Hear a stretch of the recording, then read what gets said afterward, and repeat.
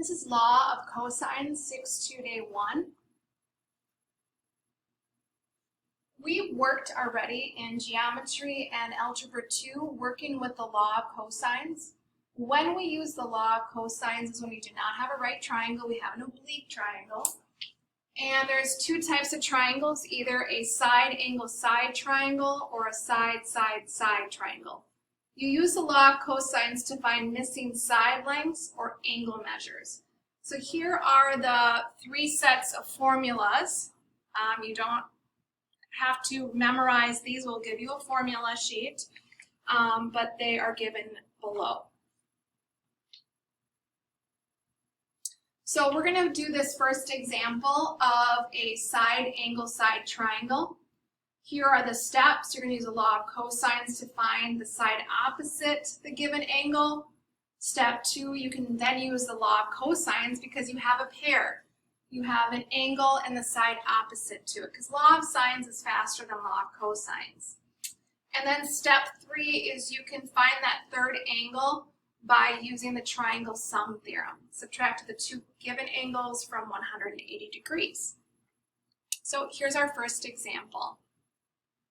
So here's our triangle. Angle A is 60 degrees, side B is 20, and side C is 30. And we have a side angle side triangle. So we're going to first find the missing side A. So again, if we go back to these steps, step 1, we're going to use a law of cosines to find that opposite side. So here is the law of cosines formula we're going to use. A squared equals B squared plus C squared minus 2BC cosine of A. All right, so step 1, find A using the law of cosines.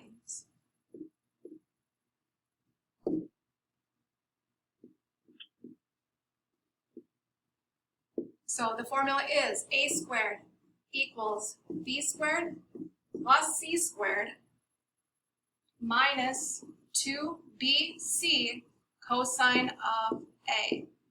Then we would substitute those values in. So A is unknown, B is 20, C is 30, minus 2BC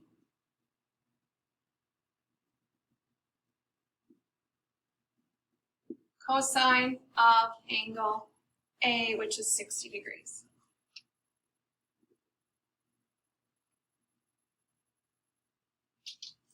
We would start to type those into our calculator. 20 squared is 400. 30 squared is 900. Multiply -2 times 20 times 30 is -1200. The cosine of 60 degrees is 1/2 or 0.5. Simplify that right side. 400 plus 900 minus 1200 times 0.5 is 700. And then we would square root that answer to undo the A squared. So that A value is going to be about 26.5. There's step 1. Now going back to that previous. Step 2 is we're going to find the next piece to our triangle. So now we have side A, which is about 26.5.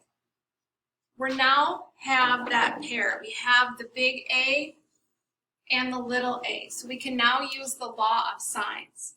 So you have your choice. You can go and find angle B, or you can find angle C. It doesn't matter which one. So I'm going to move on and add a page here, and we're going to find angle B next.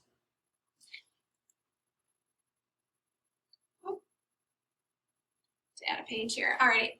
So step 2 is now find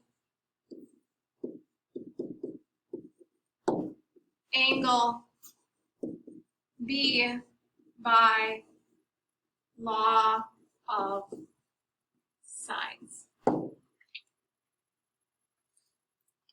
So you set up your proportion, the sine of B over B, the sine of A over A, substitute everything in. Angle B is unknown. Side B is 20.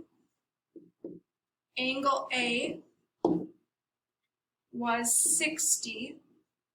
Side A, we want to use the exact value of the square root of 700. Now I go ahead and cross multiply, and we get square root of 700, sine of B, 20, sine of 60. And we undo that square root of 700 by dividing both sides by the square root of 700. Remember again, square root of 700 is about 26.5. When you type this into your calculator, you're going to get a decimal value. You want to leave it in that decimal value. So I'm just going to round it to about 0.6547. Now we have to use our inverse trig. So you're going to have to push second sine. So to find the angle measure, you have to take the sine inverse of that decimal value. And you're going to get angle B to be about 41 degrees. So what did we just find? We found this angle to be about 41 degrees. Step 3 is now we can use the triangle sum theorem. We can take angle A and angle B and subtract them from 180 degrees because the triangle sum theorem says 3 angles in a triangle must always add to 180 degrees. All right, so I'm going to add a slide here. So step 3 is to find angle C using the triangle sum theorem. So C equals 180 degrees minus angle A and B.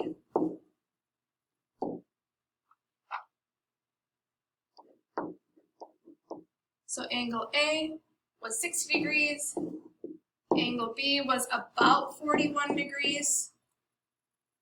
So this angle C is about 79 degrees. So now we've solved this triangle for all of the pieces.